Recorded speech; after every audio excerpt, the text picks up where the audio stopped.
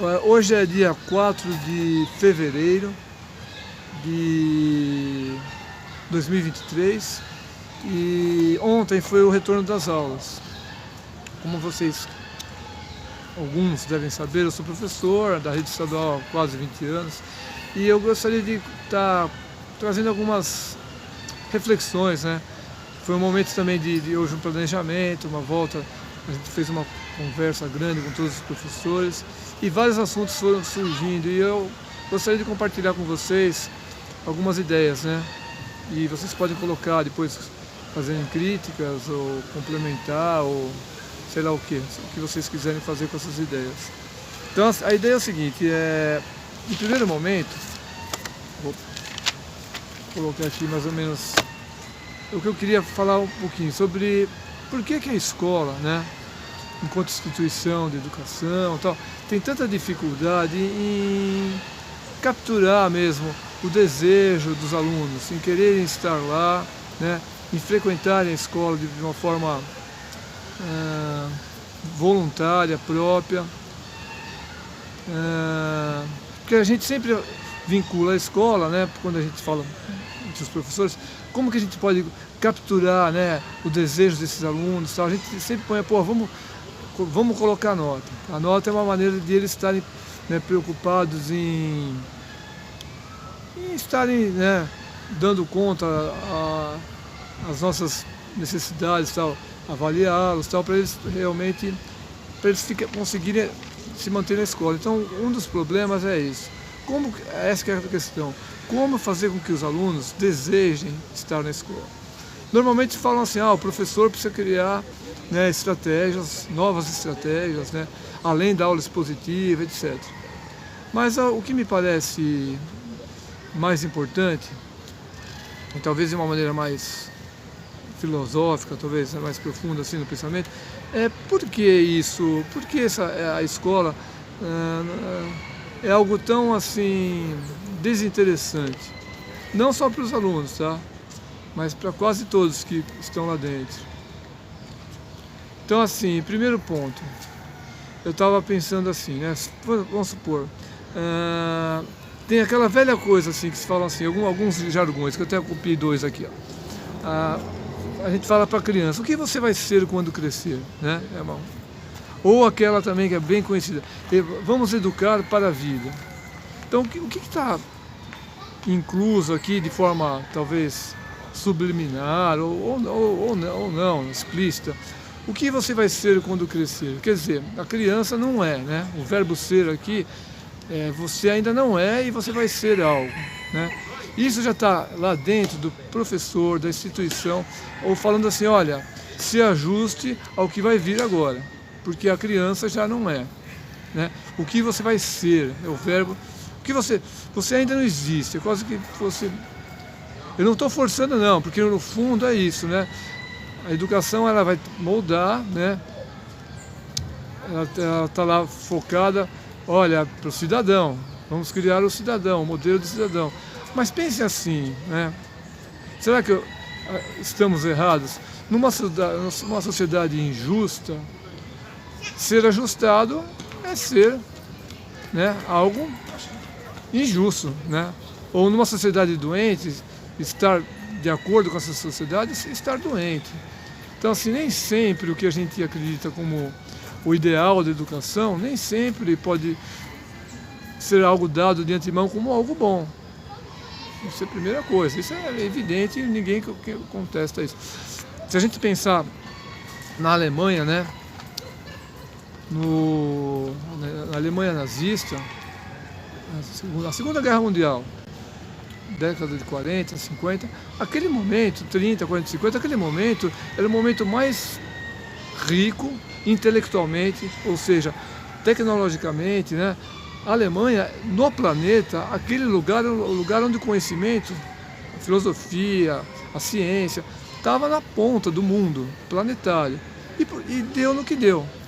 Ou seja, a razão instrumental, né, a racionalidade. Então, continuando o vídeo anterior, a gente vinha falando sobre educação, né?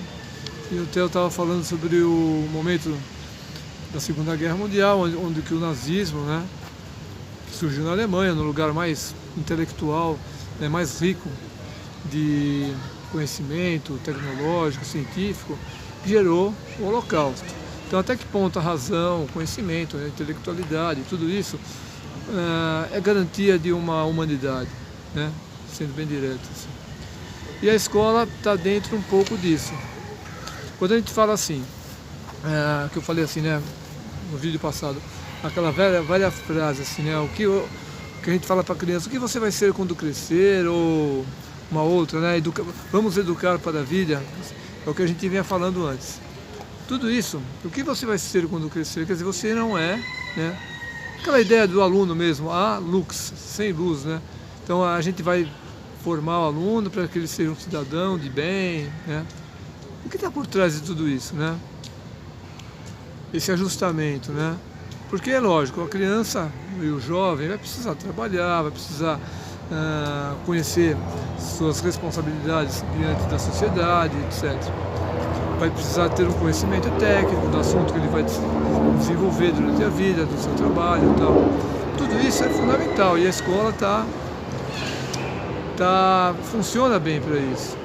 Mas a nossa questão é por que, por exemplo, vou dar um exemplo muito, talvez até grosseiro, mas muito simples. Por exemplo, formamos o aluno. Tá? Eu trabalho na rede estadual de ensino aqui em São Paulo. Não estou falando da minha escola, estou falando do sistema educacional, né, estadual. Porque a nossa escola forma alunos, é uma boa escola, professores altamente competentes, né, a gestão altamente competente. Mas por que a nossa escola, não a minha escola, a nossa, quando eu falo nossa, seria a rede, a maioria das escolas não dá conta, por exemplo, de uma coisa básica, o banheiro dos alunos, por exemplo. Esse banheiro normalmente não tem um assento, porque não que a escola não se preocupe com isso, porque os próprios alunos arrancam, né? Ou pior, né? A funcionária da limpeza estava me falando que alguns alunos jogam maçã dentro da bacia do banheiro. Então, assim, por que a escola, que é formadora, né, de conhecimento tecnológico, né, não dá conta disso? Eu como professor não dou conta disso. Eu formo o aluno lá na sala de aula, mas lá no banheiro ele não consegue pensar nesse coletivo, que o banheiro vai ser usado por ele também, por outros alunos, pela funcionária de limpeza que vai ter que estar limpando toda hora aquilo que eles não cuidam, porque a gente não consegue capturar esse cuidado, falar, pô, o aluno fazer pensar sobre isso, sobre esse coletivo. Por que nós somos tão individualistas na nossa sociedade, como formadores de um ego muito centrado, né, narcísico e tal, não conseguimos quebrar isso? Porque a própria escola, isso é na minha visão, né, ela estimula muito isso, né? Quando eu avalio o aluno e dou uma nota 10 para o X e nota 2 para o aluno Y, eu estou criando já um indivíduo atomizado, separado, substancializado, né? Eu não avalio, por exemplo, não podemos avaliar uma sala, né? Não dá para avaliar uma sala, porque a sala é o coletivo. Opa, o aluno vai falar, eu não. O aluno individualmente vai falar, eu vou ser prejudicado se eu avaliar a sala. Essa é a nossa sociedade, né? E a escola como coletivo, como formador de coletivo, ela não dá conta disso, né? Porque a própria família, a própria sociedade, né, enquanto estimula a ideia de subjetividade, enquanto uma subjetividade muito narcísica, individualizada, eu diferente do outro, né? A diferença como algo negativo, né?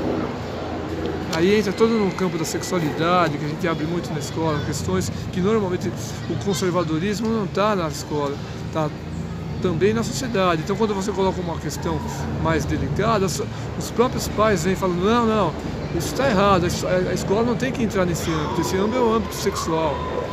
Várias vezes eu trouxe umas questões sobre questões de gênero, sobre sexualidade, e vários pais vieram falar, você não é competente para isso, você não é psicólogo para falar sobre isso. Olha o conservadorismo, né? Dentro e fora de nós. Então, assim, eu vou falar mais sobre outros vídeos sobre isso, tá? É só uma abordagem inicial, mas é isso, só para a gente pensar um pouquinho nessa questão. Até que ponto a escola não consegue quebrar, né, essa barreira de uma visão egocêntrica, individualista, em que o ser humano, né, enquanto força coletiva, ainda não tem força, não tem valor, né? Tá aí as atividades, a própria disposição da sala, a própria arquitetura da escola é focada para um individualismo, né? Tá nas notas, tá na disposição das carteiras e tudo mais. Vamos continuar esse assunto talvez mais para frente. Aquele momento, 30, 40, 50, aquele momento era o momento mais rico intelectualmente, ou seja, tecnologicamente, né? A Alemanha, no planeta, aquele lugar era o lugar onde o conhecimento, a filosofia, a ciência, estava na ponta do mundo planetário. E deu no que deu. Ou seja, a razão instrumental, né, a racionalidade